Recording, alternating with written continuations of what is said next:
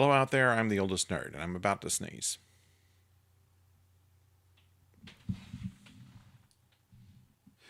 It's just allergies.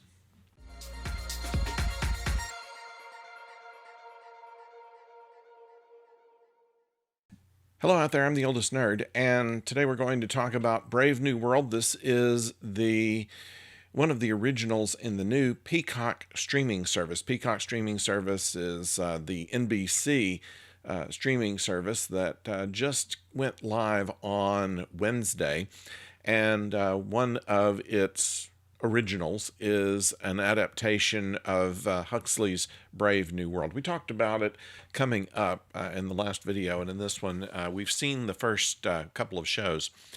And after that, it goes on to the pay tier. And the question is the show good enough that you want to pay the $4.95 a month to have yet another streaming service? And in my opinion, not really.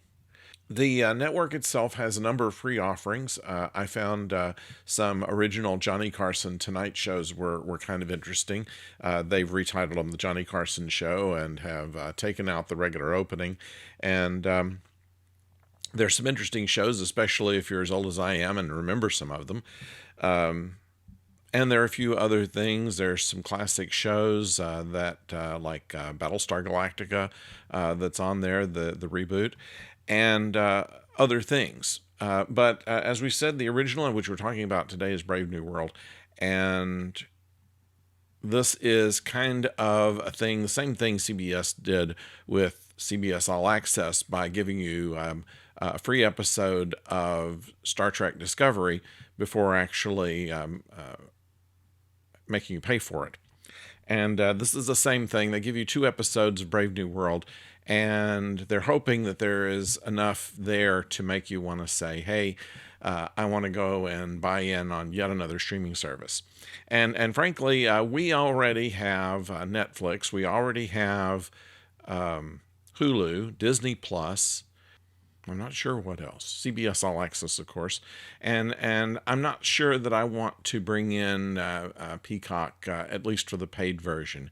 I'd be happy enough with the reruns of Johnny Carson and probably would give Brave New World a pass.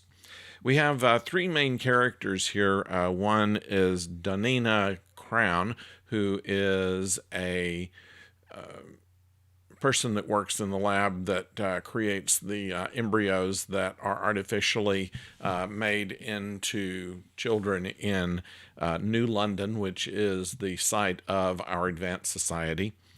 And Bernard, who is a member of the government of some sort of lower ring of it, who calls her in to say that she's been having too much monogamous sex. In the society, as in the Huxley book, sex is something that is supposed to be shared with everybody and not do anything private. And they explain that right at the beginning of the episode. Pretty much there is where they leave most of the book. The Savage Lands, where our John Savage lives, is a guy that works at the theme park that the New Londoners go to experience the real Savage Lands, which is really just a movie set. They put on presentations twice a day, and they have 4 different places that you can go, which is Monogamy Land and Distress Land and this kind of thing. And it's just kind of like any kind of theme park idea that you have. I mean, think about Westworld, but except that the more mechanized part is the society that they're coming from rather than the one they're going to. And we see John as a prop master for the show that's put on in the Savage Land, and he is shunned by other people who live there who do not work for this theme park that's there. And Danina and Bernard are going to this place, and somewhat like in the book where they will evidently bring John Savage back to New London, and that's where the culture clash will come in.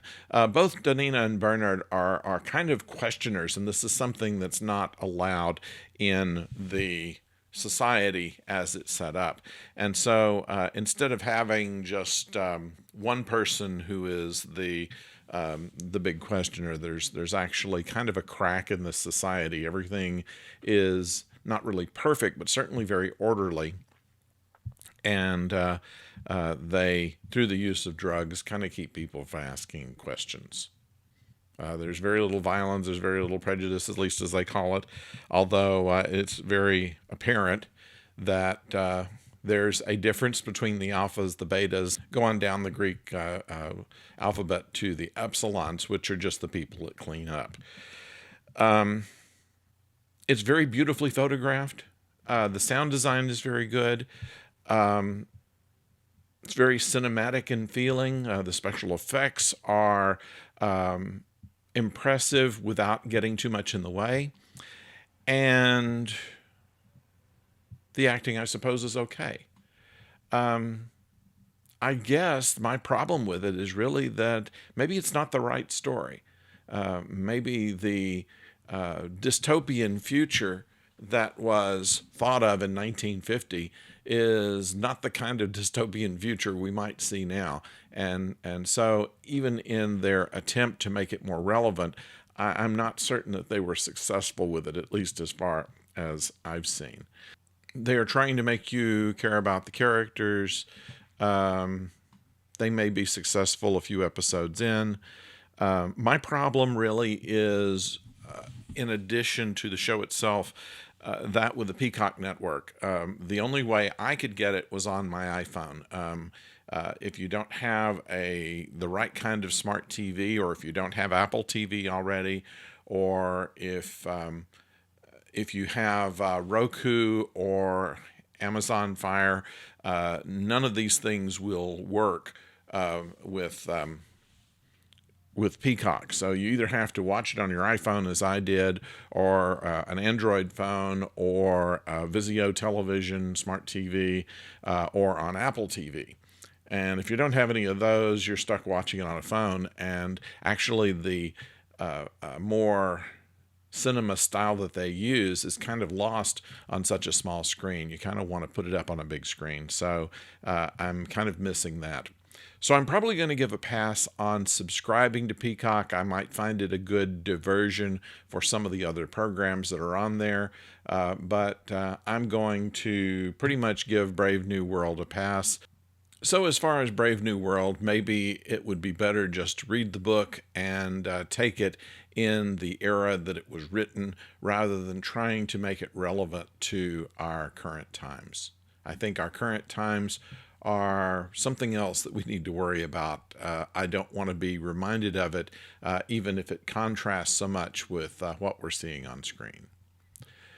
So if you enjoy these videos, Comic-Con is going to be free. The San Diego Comic-Con is going to be free, and it's going to have a number of panels and things like that that are going to be available online. So I invite you to check that out, and we will attend what we can and see what we can find out and share with you in case you don't have the time. So look forward to that video, and in the meantime, please subscribe if you haven't done so already. So until next time, don't go far.